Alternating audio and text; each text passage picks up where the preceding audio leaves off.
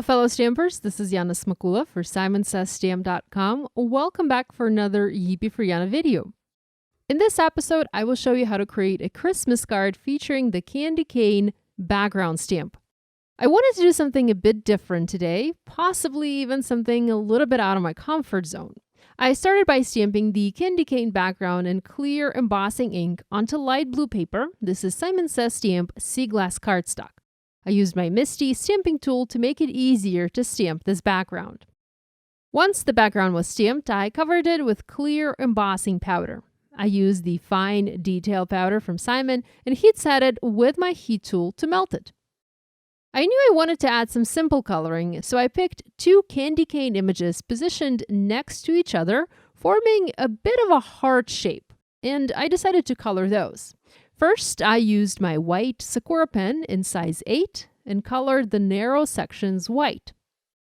Next, I used several Copic markers in red and colored the remaining sections red.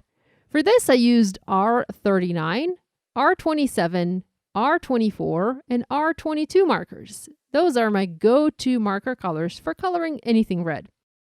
Here's a look at the two candy canes once they were colored. I think they looked simply amazing. Next, I coated both of the images with a generous amount of lacquer using my Hero Arts lacquer pen. You can use other similar products, perhaps glossy accents or other products like this.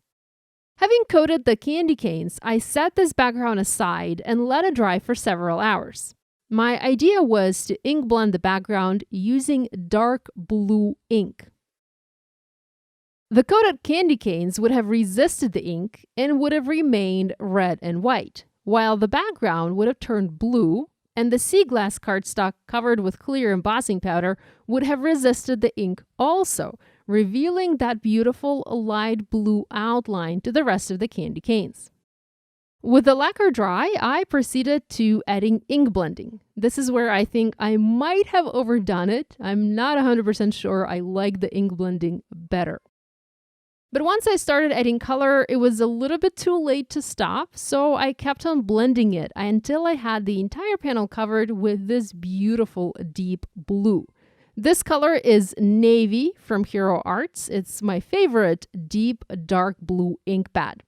You can see a bit of ink has gotten onto the candy canes, but I was able to later remove it and clean the candy canes using a paper napkin sprayed with a little bit of ultra clean stamp cleaning solution.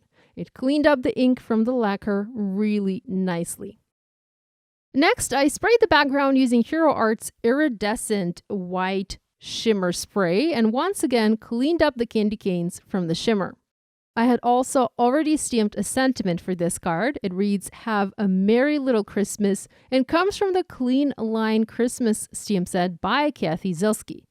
I used foam adhesive and foam mounted it onto the card.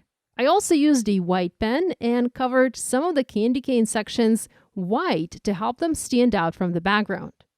Lastly, I embellished the card using Simon's sequins in Blue Moon, and that finished this card.